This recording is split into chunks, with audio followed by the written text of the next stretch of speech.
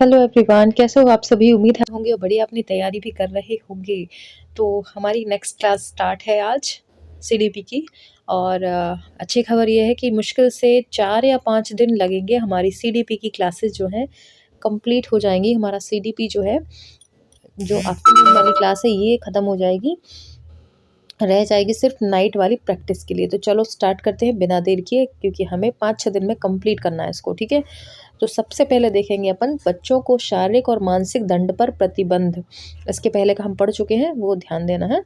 तो शाला पूर्व शिक्षा के द्वारा बच्चों को शाला जाने के लिए मानसिक रूप से तैयार किया जाएगा। इसके लिए बच्चों को भयमुक्त स्वच्छंद वातावरण तैयार किया जाएगा, उपलब्ध कराया जाएगा, ताकि वे आगे जाकर अपनी प्रारंभिक शिक्षा बिना किसी भय अथवा दबाव के सफलतापूर्वक कर सकें। ठीक है, तो उन्हें उचित वातावरण देने के लिए क्या करा जाता है, शाला पूर्व शिक्षा दी जाती है।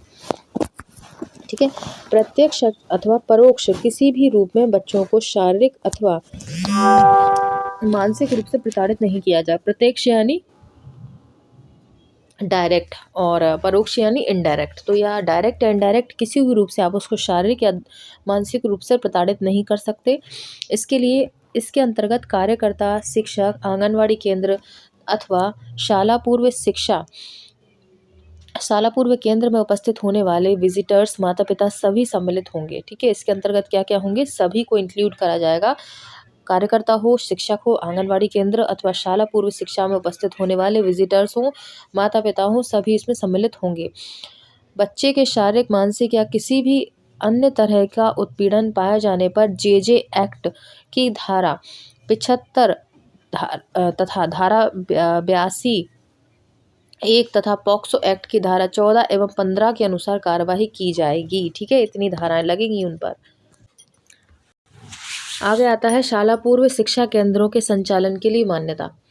ठीक है, तो कोई भी व्यक्ति अथवा संस्था किसी भी तरह के शाला पूर्व शिक्षा से संबंधित स्कूलों को संचालन करने से पूर्व नोडल विभाग से मान्यता अनुमति प्राप्त करेगा। अगर उसको शाला पूर्व शिक्षा केंद्र स्थापित करना है, जैसे प्ले स्कूल है या कुछ भी, तो उसको नोडल विभाग से पहले क्या करना पड़ेगा, मान्यता प्राप्त करना होगा।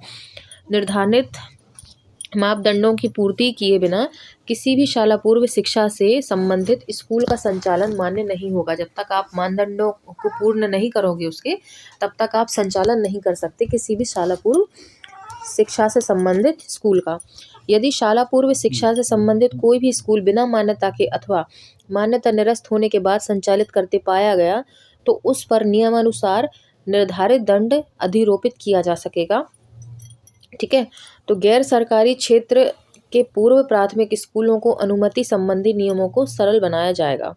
ठीक है, जो गैर सरकारी हैं उनको अनुमति संबंधी नियमों को सरल की आसानी से उनको जो क्या बोलते हैं अनुमति है वो मिल जाए, ताकि कठिन ना हो, आसानी से मिल जाए, तो वो नियमों को मान सकें। आगे है मॉनिटरिंग एवं समर्थित निरीक्षण।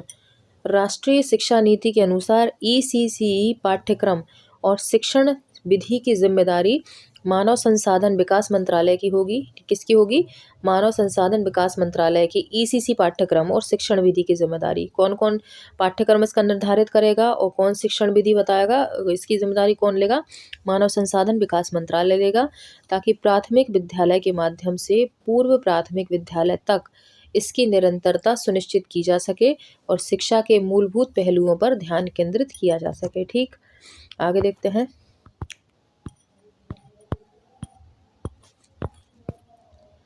प्रारंभिक बाल्यावस्था देखरेख और शिक्षा पाठ्यक्रम की आयोजना और क्रियान्वयन मानव संसाधन विकास मंत्रालय, महिला और बाल विकास, स्वास्थ्य और परिवार कल्याण मंत्रालय और जनजाति कार्य मंत्रालय द्वारा संयुक्त रूप से किया जाएगा। प्रारंभिक बाल्यावस्था देखभाल और शिक्षा पाठ्यक्रम। ठीक है, कौन कौन आ जाएंगे इसमें, आपका महिला बाल विकास मंत्रालय आ जाएगा, मानव संसाधन आ जाएगा, स्वास्थ्य विभाग आ जाएगा, और आपका जनजाति कार्य मंत्रालय। ये सभी मिलकर क्या करेंगे, आपके प्रारंभिक बाल अवस्था देखभाल और शिक्षा पाठ्यक्रम की आयोजना और क्रियान्वयन करेंगे। ठीक है, इसके बाद आता है राष्ट्रीय शिक्षा नीति के अनुसार ईसीसी पाठ्यक्रम और शिक्षण विधि की जिम्मेदारी मानव संसाधन विकास मंत्रालय की होगी, ताकि वे प्राथमिक विद्यालय के माध्यम से पूर्व माध्यमिक विद्यालय तक इसकी निरंतरता सुनिश्चित की जा सके। डबल से आ गया क्या, हाँ डबल हो गया इसमें ये। चलो यहाँ तक हमने देख लिया था। अब देखते हैं स्कूल शिक्षा में प्रारंभिक बाल्यावस्था देखभाल और शिक्षा के सुचारू एकीकरण एवं सतत मार्गदर्शन के लिए एक विशेष संयुक्त कार्यबल टास्क फोर्स का गठन किया जाएगा। ठीक है, किसके लिए किया जाएगा? स्कूल शिक्षा में प्रारंभिक बाल्यावस्था देखभाल और शिक्षा के सुचारू एकीकरण एवं सतत मार्गदर्शन के लिए एक संयुक्त कार्यबल यानी टास्क फोर्स का गठन किया जाएगा, जो समय समय पर निरीक्षण करता रहेगा कि प्राथमिक जो बाल्यावस्था में देखभाल और शिक्षा जो है प्रॉपर दी जा रही है नहीं। ठीक है, ईसीसी कार्यक्रम के क्रियान्वयन की सतत मॉनिटरिंग एवं पर्यवेक्षण हेतु राज्य स्तर पर राज्य शिक्षा केंद्र, महिला एवं बाल विकास विभाग एवं आदिम जाति कल्याण विभाग के संयुक्त टास्क फोर्स द्वारा एवं जिला स्तर से लेकर विकासखंड स्तर तक, फील्ड स्तर तक शिक्षा विभाग, महिला एवं बाल विकास विभाग एवं आदिम जाति कल्याण विभाग के अमले के द्वारा किया जा सकेगा। ठीक है, इसमें आपके ये सुपरवाइजर आ जाएंगे जो टाइम टाइम पर जो आंगनवाड़ी का निरीक्षण के माध्यम से चेक करेंगे कि शाला पूर्व शिक्षा ठीक से दी जा रही है नहीं जा रही है। ठीक है, ये सब चीज़ें इसमें आ जाएंगी, तो वो निरीक्षण करते रहेंगे। बाकी जो आपका राज्य स्तर पर कौन आ जाएगा, ये आपका टास्क फोर्स जो ये सब मिलकर इसका गठन करेंगे। और फिर आपके जो जिला स्तर पर और विकासखंड स्तर पर आपका ये विभाग के अधिकारी आ जाएंगे। ठीक है, ईसीसी कार्यक्रम के सफल क्रियान्वयन के लिए विभिन्न स्तरों पर तंत्र और आपस में सहभागिता के विभिन्न पहलुओं पर विचार कर सकारात्मक मॉनिटरिंग, निगरानी तथा आपसी समन्वयन का भी ध्यान रखना कैसा है, आवश्यक है। ईसीसी कार्यक्रम के सफल क्रियान्वयन के लिए विभिन्न स्तरों पर निम्नानुसार व्यवस्था की जाएगी। ठीक है, क्या क्या व्यवस्था की जाएगी अपन देखते हैं नेक्स्ट पेज पर।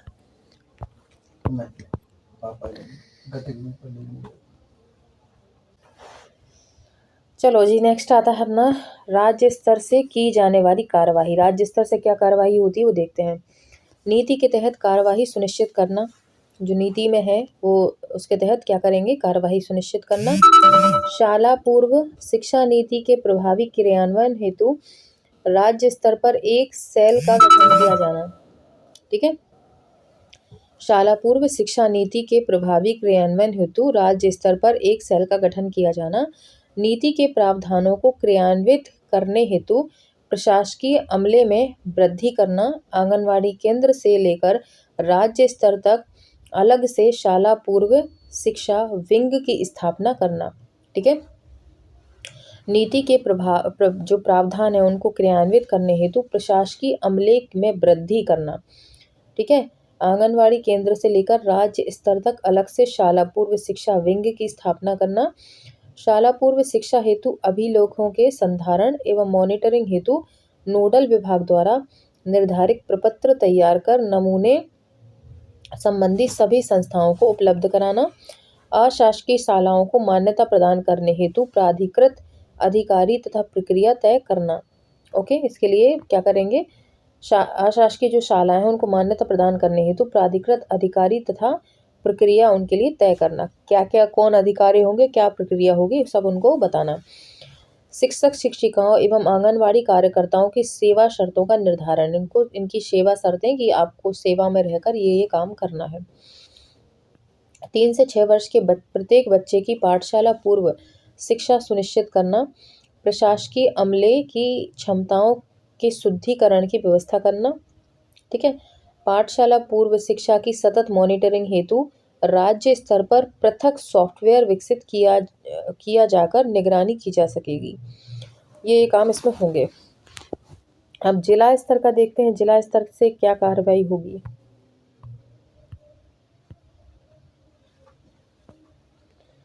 अच्छा, ये इधर ही था पीछे, ये इतना तो पढ़ना पड़ेगा अपन को यहीं पे। देखो, जिला स्तर से क्या कार्रवाई होगी, समाचार पत्रों, रेडियो तथा दूरदर्शन तथा विषय से संबंधित ब्रोशर आदि के माध्यम से शाला पूर्व शिक्षा की जानकारी जन समुदाय को देना। आप रेडियो के थ्रू जानकारी दे सकते हो, समाचार पत्रों के थ्रू कि इस जगह पर शाला पूर्व शिक्षा बच्चों को दी जा रही है और आप इसमें अपने बच्चों को भी भेजने का कष्ट करें, ये जानकारी आप उनसे पहुंचा सकते हो। जिला स्तर पर जनप्रतिनिधियों और गैर शासकीय संस्थाओं के साथ कार्यशाला का आयोजन। जनप्रतिनिधि हैं जैसे पार्षद हैं लोकल में, है ना, गैर शासकीय संस्थाएं हैं उनके साथ कार्यशाला का आयोजन, शाला पूर्व शिक्षा की गतिविधियों को बढ़ावा देना, ये सारे काम इसमें किए जाएंगे। ठीक है। जिला एवं विकास खंड के समस्त संबंधित विभागों के अधिकारियों का शाला पूर्व शिक्षा के अधिकार पर उन्मुखीकरण। ठीक है। समस्त संबंधित विभाग के जो अधिकारी हैं उनका क्या होगा, शाला पूर्व शिक्षा के अधिकार पर उन्मुखीकरण, उनके द्वारा जानकारी दिलवा सकते हैं, जन जन को जागरूक कर सकते हैं। शाला पूर्व शिक्षा हेतु गैर अनुदान प्राप्त तथा निजी शाला पूर्व शिक्षा शालाओं के प्रबंधकों तथा पर्यवेक्षकों की बैठक एवं उन्मुखीकरण करना।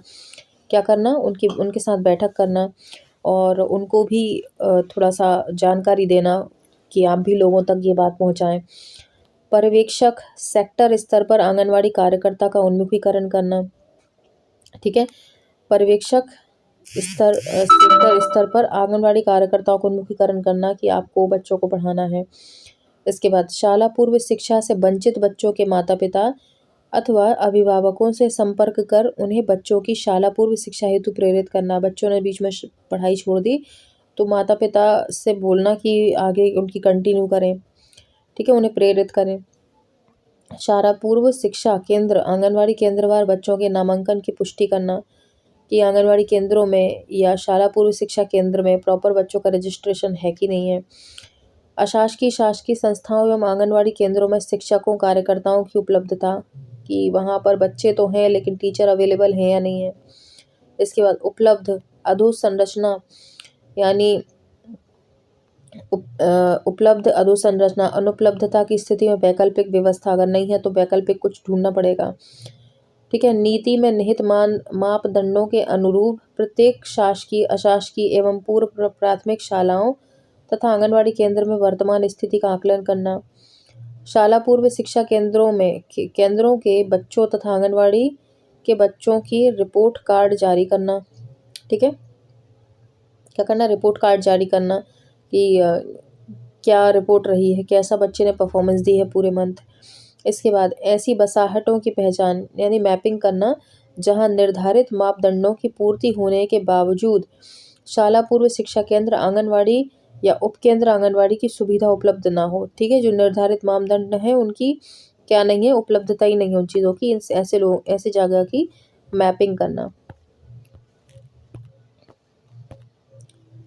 आगे है नीति निर्धारण उपरांत प्रत्येक शासकीय अशासकीय या आंगनवाड़ी केंद्र के लिए नेबरहुड एरिया का आकलन करना। नेबरहुड से मतलब है बच्चों की पहुंच तक, बच्चों की पहुंच आसान हो वहां ऐसी जगह का आकलन करना।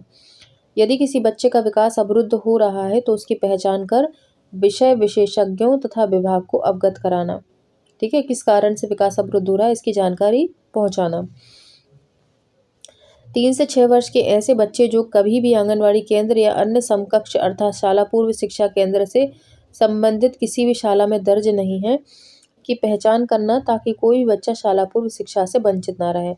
ऐसी आंगनवाड़ियों में जहां बच्चों के शाला पूर्व शिक्षा का स्तर ठीक नहीं है उनका तथा अन्य संस्थाओं का प्रशिक्षण करना।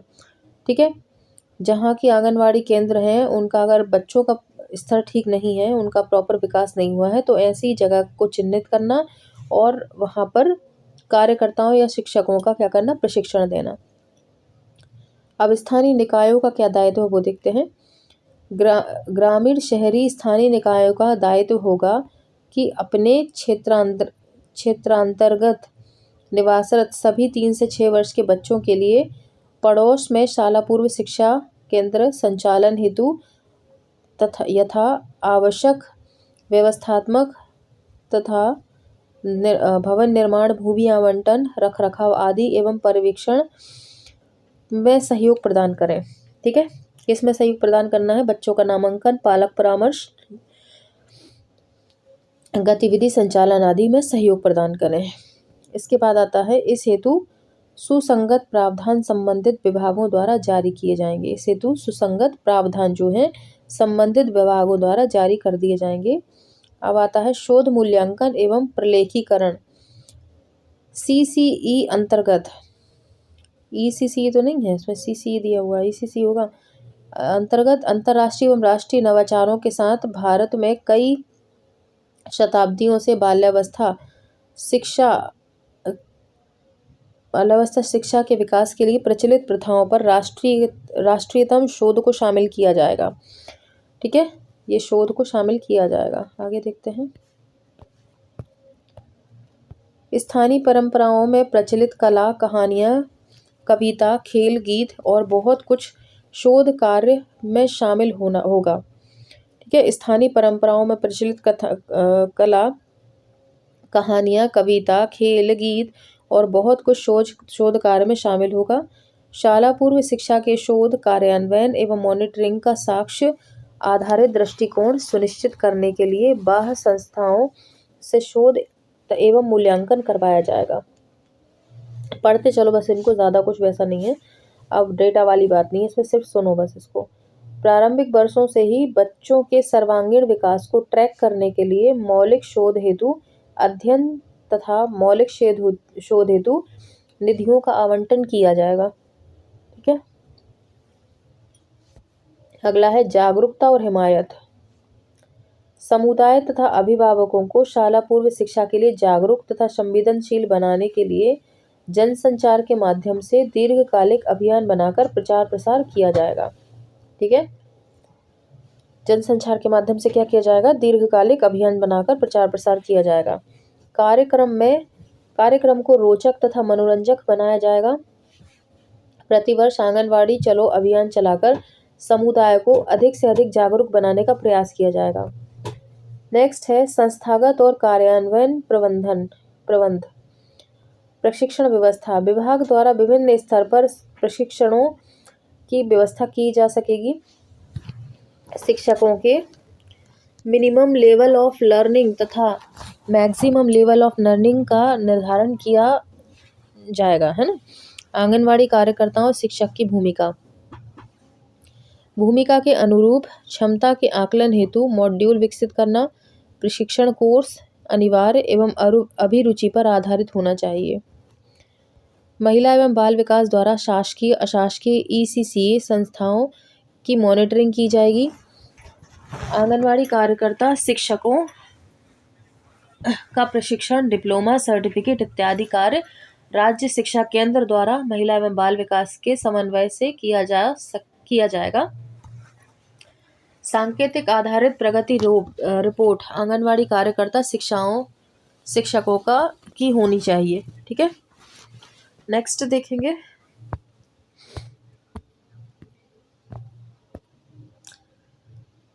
होनी चाहिए उन्मुखीकरण देख ले तो उन्मुखीकरण क्या होता है, क्या करेंगे इसमें? अभिभावकों तथा जनप्रतिनिधियों का उन्मुखीकरण। ठीक है, विभागीय अधिकारियों के साथ साथ अन्य विभागीय अधिकारियों का उन्मुखीकरण जिसके द्वारा केंद्रों की मॉनिटरिंग की जाती है उनका। ठीक है, मीडिया कर्मियों का उन्मुखीकरण, भागीदारियों और समाभिरूपता और समन्वयन। ये क्या है? ECC कार्यक्रम के सफल क्रियान्वयन के लिए विभिन्न स्तरों पर तंत्र और आपस में सहभागिता के विभिन्न पहलुओं पर विचार कर सकारात्मक मॉनिटरिंग, निगरानी तथा आपसी समन्वय का भी ध्यान रखा जाना आवश्यक है। ECC कार्यक्रम के सफल क्रियान्वयन के लिए विभिन्न स्तरों पर निम्नानुसार व्यवस्था की जाएगी। हाँ, विभागीय समन्वयन राज्य शिक्षा केंद्र, आदिम जाति कल्याण विभाग, स्वास्थ्य विभाग, निशक्तजन कल्याण विभाग, पंचायत एवं समाज कल्याण विभाग, नगरीय प्रशासन विभागों के साथ साथ समन्वय किया जाएगा। इतने विभागों के साथ समन्वय करना है किसके लिए? ECC कार्यक्रम के सफल क्रियान्वयन के लिए।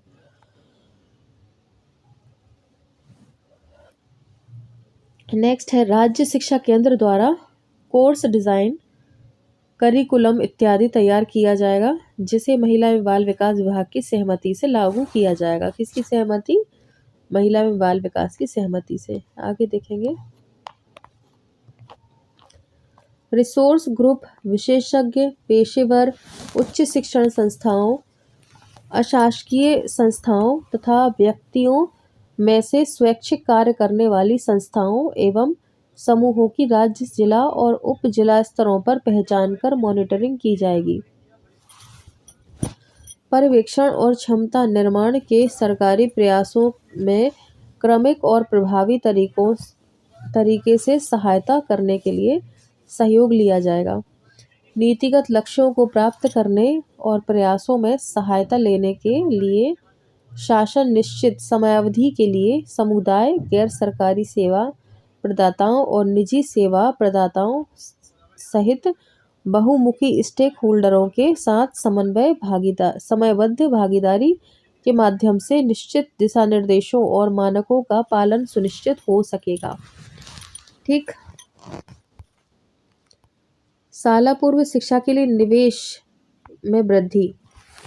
सर्वविदित है कि बाल्यावस्था में शुरुआती वर्षों में बच्चों की सेहत में सुधार लाने के लिए किए गए निवेश पर लाभ की दर उच्चतम रही है। ठीक है। शासन बच्चों के सर्वांगीण विकास के साथ साथ उनकी गुणवत्ता युक्त शाला पूर्व शिक्षा के लिए वचनबद्ध है। बच्चों की शाला पूर्व शिक्षा के लिए संसाधन निवेश और उपयोग में अंतर को पहचानने के लिए शाला पूर्व शिक्षा हेतु प्रतिवर्ष विकेंद्रीकृत बजटिंग की प्रक्रिया नियमित रूप से की जाएगी। इससे शाला पूर्व शिक्षा के परिणामों का मूल्यांकन भी होगा। यह नीति एक शिक्षा प्रणाली विकसित करने के लिए वित्त पोषण हेतु ईसीसी की दीर्घकालिक क्षेत्र के रूप में पहचान करती है, जिस पर जोर दिया जाना चाहिए। अगला है समीक्षा। नीति अनुसार कार्यान्वित की जा रही गतिविधियों की समीक्षा नियमित रूप से की जाएगी।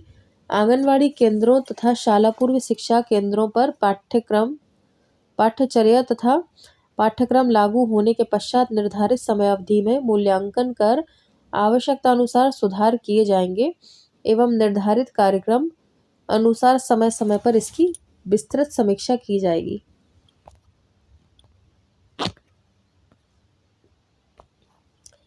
ठीक है। अब देखते हैं फ्रॉबेल का शैक्षिक दर्शन। ये क्या बोलते हैं। फ्रेडरिक फ्रॉबेल का जन्म 21 अप्रैल 1782 को जर्मनी में हुआ था। उनके पिता एक पादरी थे और उनकी माँ एक गृहिणी थी। उनके घर के धार्मिक माहौल में ने उनके जीवन और कार्य को प्रभावित किया। पूर्व प्राथमिक शिक्षा के जन्मदाता फ्रॉबेल को माना जाता है। ठीक है। कोई पूछे कि पूर्व प्राथमिक शिक्षा के जन्मदाता कौन है, तो फ्रॉबेल है। 21 जून 1852 को उनकी मृत्यु हो गई। ठीक है। कब हुआ था जन्म उनका? 1782 में। मृत्यु कब हो गई उनकी? 1852 में। 1837 में इन्होंने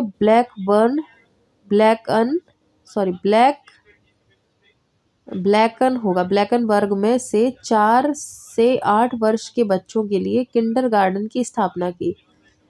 ठीक है। ब्लैकनबर्ग नाम की कोई जगह थी और में से 4 से 8 वर्ष के बच्चों के लिए किंडरगार्टन की स्थापना की। फ्रॉबेल ने एक शिक्षक के रूप में प्रशिक्षण लिया और कई शैक्षणिक संस्थाओं में काम किया।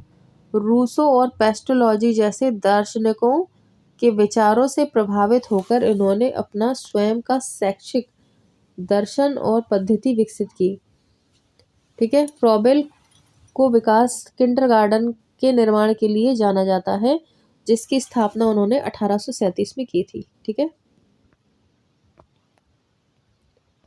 1782 में जन्म और 1852 में मृत्यु।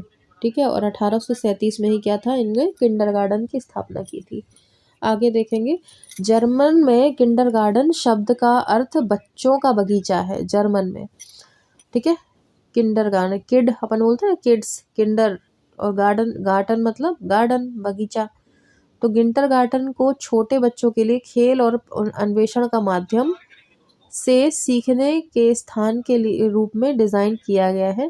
फ्रॉबेल ने छोटे बच्चों को उनके सीखने और खेलने में उपयोग करने के लिए उपहार और व्यवसायों की एक श्रृंखला विकसित की। उपहार विभिन्न आकृतियों और रंगों वाली पुस्तकों के समूह थे, जबकि व्यवसाय बुनाई और सिलाई जैसी गतिविधियां थीं। इन सामग्रियों को बच्चों की रचनात्मकता को प्रोत्साहित करने और उन्हें अपने आसपास की दुनिया में जानने में मदद करने के लिए डिज़ाइन किया गया।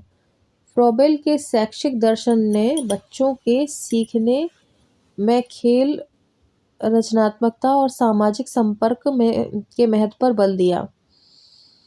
ठीक है, उनका मानना था कि बच्चों को आवश्यकतानुसार वयस्कों के मार्गदर्शन के साथ स्वयं अन्वेषण और खोज करने की अनुमति दी जानी चाहिए। उन्होंने बच्चों की बौद्धिक क्षमताओं के अलावा उनके शारीरिक, भावनात्मक और आध्यात्मिक कल्याण के महत्व पर भी जोर दिया। अब आते हैं बीज और शिक्षा। फ्रॉबेल का मानना है कि विकास के लिए एक बच्चे की क्षमता एक बीज के रूप में बीज की एक पूर्ण वृक्ष बनने की क्षमता के समान है और शिक्षा की भूमिका बच्चे के विकास के लिए आवश्यक तत्व प्रदान करना है। उदाहरण के लिए हमें अगले पेज पर चलना है। ठीक है, हाँ जी, कहाँ गया था? उदाहरण के लिए जैसे एक बीज को बढ़ने के लिए मिट्टी, हवा, पानी और सूरज की रोशनी की ज़रूरत होती है, वैसे ही एक बच्चे को पोषण और उत्तेजक वातावरण तलाशने की आज़ादी और सीखने के लिए प्रोत्साहन की ज़रूरत होती है। फिर होगा आंतरिक गुणों के लिए शिक्षा। देखो, फ्रॉबेल के अनुसार शिक्षा का उद्देश्य बच्चे के आंतरिक गुणों को बाहर लाना और उन्हें पूरी क्षमता का एहसास कराने में मदद करना है। उदाहरण के लिए केवल एकेडमिक ज्ञान पर ध्यान केंद्रित करने के बजाय शिक्षा को बच्चे के नैतिक, भावनात्मक और रचनात्मक गुणों के विकास पर भी जोर देना है। ठीक है, प्रारंभिक बचपन शिक्षा पर ध्यान दें।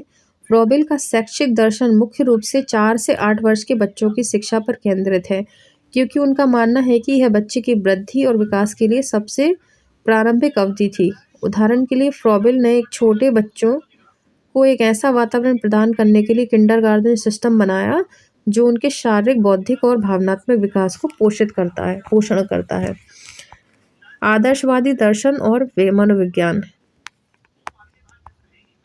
फ्रॉबेल के शिक्षक सिद्धांत आदर्शवाद और मनोविज्ञान में उनके विश्वासों से प्रभावित थे, जो बच्चे की सहज अच्छाई, व्यक्तित्व और आत्म अभिव्यक्ति के महत्व पर जोर देते थे। उदाहरण के लिए फ्रॉबेल का मानना था कि प्रत्येक बच्चे में अद्वितीय क्षमताएं होती हैं और शिक्षा को प्रत्येक बच्चे के व्यक्तिगत वृद्धि और विकास को समर्थन और प्रोत्साहन करना चाहिए। अब आता है शिक्षा के सिद्धांत। फ्रॉबेल ने बच्चे के विकास के शारीरिक, बौद्धिक और आध्यात्मिक पहलुओं की एकता पर जोर दिया।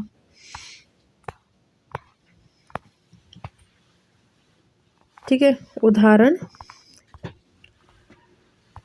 ऐसी गतिविधियां जो विकास के सभी पहलुओं को एकीकृत करती हैं, जैसे बिल्डिंग ब्लॉक्स के साथ खेलना, गाने गाना और कविताएं पढ़ना। ठीक है, बिल्डिंग ब्लॉक्स में क्या हो जाता है, बच्चे के देखो सबसे पहले क्या होता है, बच्चे का शारीरिक विकास हो ही रहा है, वो अपनी फिंगर्स का यूज़ कर रहा है, हाथों का यूज़ कर रहा है, संज्ञानात्मक भी हो रहा है, दिमाग लगा रहा है वो, है ना। तो ये सब चीज़ें साथ साथ होती हैं। आंतरिक क्षमताओं के विकास के सिद्धांत। फ्रॉबेल का मानना था कि बच्चों में आंतरिक क्षमताएं होती हैं जिन्हें शिक्षा के माध्यम से विकसित करने की आवश्यकता होती है। उदाहरण गतिविधियां जो बच्चे की रचनात्मकता, कल्पना और महत्वपूर्ण सोच विकसित करने में सहायता करती हैं। इसके बाद आते हैं स्वतंत्रता के स्रोत। फ्रॉबेल का मानना था कि बच्चों को अपनी गति से खोज करने और सीखने की स्वतंत्रता दी जानी चाहिए। उदाहरण गतिविधियां जो बच्चों को अपनी सामग्री चुनने और अपनी रुचियों का पता लगाने की अनुमति देती हैं। इसके बाद आती है स्व गतिविधियों का सिद्धांत।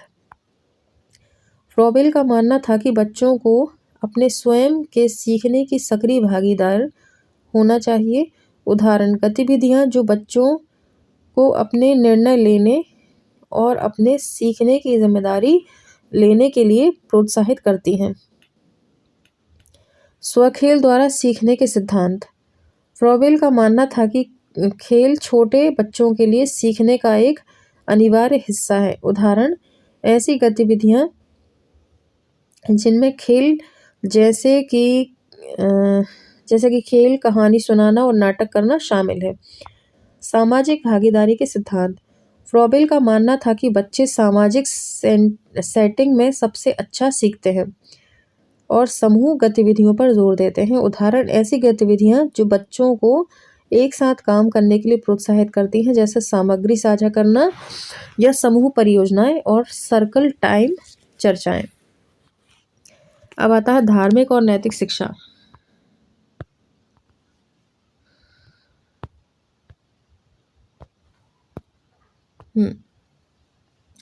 फ्रॉबेल बालवाड़ी में बच्चों को धार्मिक और नैतिक शिक्षा प्रदान करने में विश्वास करते थे। उनका मानना था कि इससे बच्चों में नैतिक और आध्यात्मिक विकास में मदद मिलेगी। बच्चों को कहानियों और गीतों के माध्यम से नैतिक मूल्यों की शिक्षा कहाँ गया देखो शिक्षा दी गई। संवेदी अंगों का प्रशिक्षण। फ्रॉबेल बालवाड़ी में इंद्रियों के प्रशिक्षण में विश्वास करते थे। बच्चों को विभिन्न आकृतियों और रंगों और बनावटों की पहचान सिखाना। इस प्रशिक्षण से बच्चे सर्वांगीण विकास में मदद मिली। फिर आता है पढ़ने और लिखने का प्रशिक्षण। फ्रॉबेल का मानना था कि बच्चों को किंडरगार्टन में पढ़ना और लिखना सीखना चाहिए। हालांकि वह इसे औपचारिक रूप से पढ़ाने में विश्वास नहीं करते थे। बच्चों को खेल और गतिविधियों के माध्यम से पढ़ना लिखना सिखाया गया। फिर आते हैं गणित में शिक्षा। फ्रॉबेल का मानना था कि बच्चों को किंडरगार्टन में गणित पढ़ाया जाना चाहिए। हालांकि वह इसे औपचारिक रूप से पढ़ाने में विश्वास नहीं करते थे। बच्चों को खेल और गतिविधियों के माध्यम से गणितीय अवधारणाएं सिखाई गईं। खेल, शारीरिक व्यायाम और संगीत। फ्रॉबेल किंडरगार्टन में शारीरिक व्यायाम, खेल और संगीत के महत्व में विश्वास रखते थे। बच्चों को उनकी शारीरिक क्षमताओं के विकास के लिए खेलने और व्यायाम करने के लिए प्रोत्साहित किया गया। संगीत का प्रयोग बच्चे की कल्पना और रचनात्मकता को प्रोत्साहित करने के लिए किया गया था। शिक्षा के फ्रॉबेल उद्देश्य। आत्मबोध। शिक्षा का उद्देश्य बच्चों को उनकी पूरी क्षमताओं का एहसास कराने और उनके व्यक्तिगत व्यक्तित्व को विकसित करने में मदद करना है। उदाहरण के लिए एक शिक्षक एक बच्चे को अपनी रुचियों का पता लगाने और अपने जुनून का पीछा करने के लिए प्रोत्साहित कर सकता है, ताकि उन्हें अपने सच्चे स्वयं को खोजने में मदद मिल सके। ठीक है, इसके बाद आता है शारीरिक विकास। अब देखते हैं इसमें।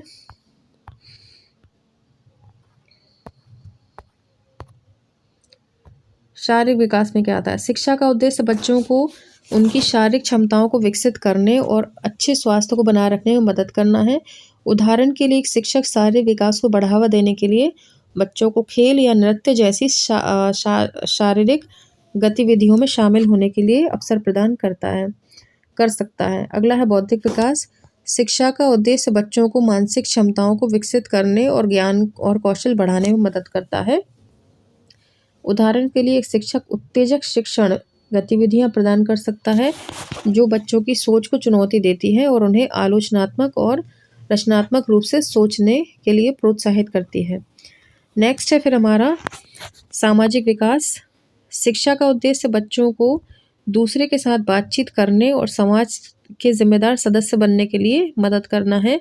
उदाहरण के लिए एक शिक्षक सामाजिक विकास को बढ़ावा देने के लिए बच्चों को परियोजनाओं पर एक साथ काम करने, संघर्ष समाधान का अभ्यास करने और विभिन्न संस्कृतियों के बारे में जानने के अवसर प्रदान कर सकता है। चलो अगला देखेंगे। ख़त्म हो चुकी है हमारी जो पिक्स है, वो ख़त्म है ना, लास्ट था ये, यानी हमारी क्लास आज एंड, और कल बहुत इम्पॉर्टेंट रहेगा। कल से हम अधिगम के सिद्धांतों को पढ़ेंगे, जो हमारी CDP का बहुत बहुत ज़्यादा महत्वपूर्ण पार्ट है और सबसे टफ भी कह लीजिए, क्योंकि कन्फ्यूजन भी बहुत होता है इसमें। तो कल से हम अधिगम के सिद्धांत पढ़ेंगे, तो कल से तो क्लास लेना भूलना ही नहीं है। और आज की क्लास अच्छी लगी हो तो लाइक ज़रूर कर देना, अच्छे कमेंट करना और शेयर भी ज़रूर से करना। ठीक है, तो कल मिलते हैं हम अगली क्लास के साथ, हमारे अधिगम के सिद्धांतों के साथ। तो आज हम मिलते हैं, चलते हैं, फिर मिलेंगे। तब तक के लिए बाय।